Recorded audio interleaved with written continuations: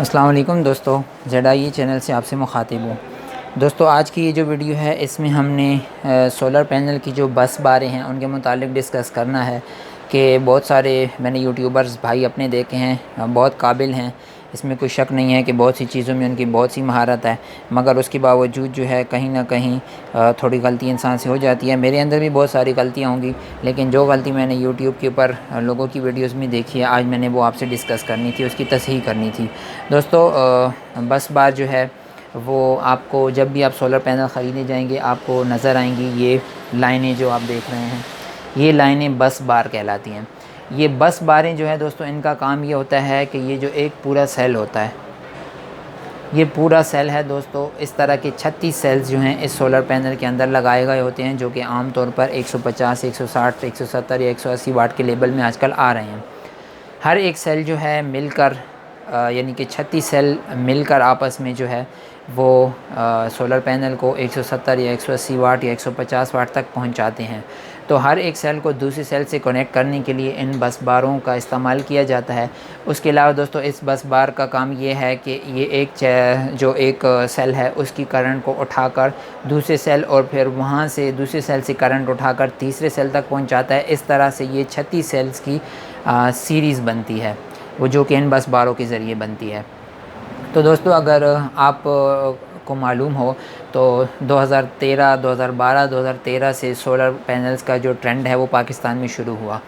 तो उस वक़्त से जो है शुरू में जब पैनल्स आए थे तो उनमें अगर आपको याद हो, ये सिर्फ़ 2 बस बारें हुआ करती थी। एक यहाँ पे हुआ करती थी, एक यहाँ पे। ये 5 नहीं हुआ करती थी, 2 हुआ करती थी। उनके भी एम्पेयर 7 से 8 या 9 एम्पेयर्स होते थे।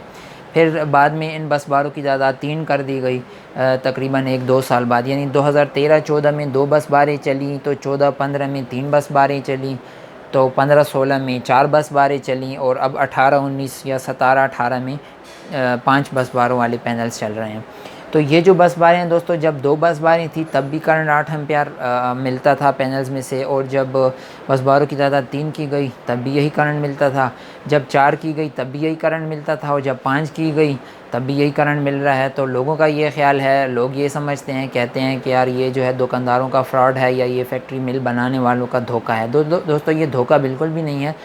ये ऐसा है कि जो 2 बस बारें होती हैं, मिसाल के तौर पे आप कह सकते हैं कि उन सोलर पैनल्स की उम्र अगर 5 साल है तो 3 बस बार वाले पैनल्स की उम्र जो है वो 7 साल होगी। इसी तरह 4 बस बार वाले पैनल की उम्र 10 साल होगी, और 5 बस बार वाले पैनल की उम्र 15 साल होगी। इससे क्या मुराद है दोस्तों? बात यह है कि जब ये सोलर पैनल आप इस्तेमाल करते हैं तो वक्त गुज़रने के साथ साथ, अगर आपने किसी पुराने पैनल का मुशाहिदा किया हो, तो मेरे पास अब पुराना पैनल इस वक्त मौजूद नहीं है और वीडियो मुझे जहन में घूम रही थी तो मैंने बनाई। यहाँ पर आप अगर देखें तो ऐसे लाइनें लग जाती हैं वक्त के साथ साथ, ऐसे लगता है जैसे ये जली हुई हों, ये जो है सोलर सेल जल गया हो। तो वक्त के साथ साथ दोस्तों इसकी वजह से ऐसा होता है कि मिसाल के तौर पे अब यहाँ पे एक लाइन पड़ती है जो सेल के इस हिस्से को सोलर पैनल से अलग कर देती है, और अगर 2 बस बार वाला पैनल हो तो दूसरी बस बार आपकी यहाँ पे आ रही है, तो ये वाला जो सेल है आपका, ये पैनल की आउटपुट से बाहर खारिज हो जाता है, इसकी आउटपुट बिल्कुल कट जाती है। तो बस बार होने का ये फ़ायदा है दोस्तों कि अगर इजाफ़ी बस बार आपके पास मौजूद है तो ये आपके लिए उस अलहदा की जो जला हुआ, जो अलग हुआ सेल है उसकी आउटपुट को बाहर नहीं छोड़ता, जबकि वो भी आपको इकट्ठी करके देता है। इसी पैनल की मिसाल ले लेते हैं। मिसाल के तौर पे इस पैनल में यहाँ पे जो है कोई लाइन लग जाती है और ये सेल की जो करंट है वो पैदावार जो है वो पैनल में शामिल नहीं हो सकती। तो इस सूरत में होना ये चाहिए था कि यहाँ भी एक इजाफ़ी बस बार होती, ताकि वो इजाफ़ी अलहदा हुए जो सेल का टुकड़ा है उसकी भी करंट इकट्ठी करके बाहर पहुँचाती। तो दोस्तों, बस बार का ये फ़ायदा है कि इससे वक्त के साथ साथ जो दरारें पड़ती रहेंगी सेलों के अंदर, जो दरारें भी पड़ेंगी उससे जो है, अब मिसाल के तौर पे इस सेल के अंदर 5 दरारें पड़ने की गुंजाइश है। एक दरार यहाँ पर अगर आ जाती है, एक यहाँ पर, एक यहाँ पर, एक यहाँ पर, तो उसके बावजूद आप देख सकते हैं कि हर एक दरार पड़ने के बाद जो टुकड़ा अलग होगा उसके ऊपर बस बार मौजूद होगी, जो से वहाँ से करंट कलेक्ट करके आपको बाहर पहुँचा कर दे सकेगी। इसके अलावा दोस्तों मज़ीद जो बहुत सारी बातें हैं कि हर एक सेल जो है वो कितने वोल्ट और कितने एम्पेयर पैदा कर रहा है, उसके बारे में हम डिस्कस करेंगे इंशाल्लाह अगली वीडियोस में। इसकी बैक साइड पे जो डायोड्स हैं, जो फ्री व्हीलिंग डायोड्स हैं, जिनके मुतालिक गलत कॉन्सेप्ट चल रहे हैं, उनके मुतालिक भी जो है मैं इंशाल्लाह वीडियो बनाऊँगा।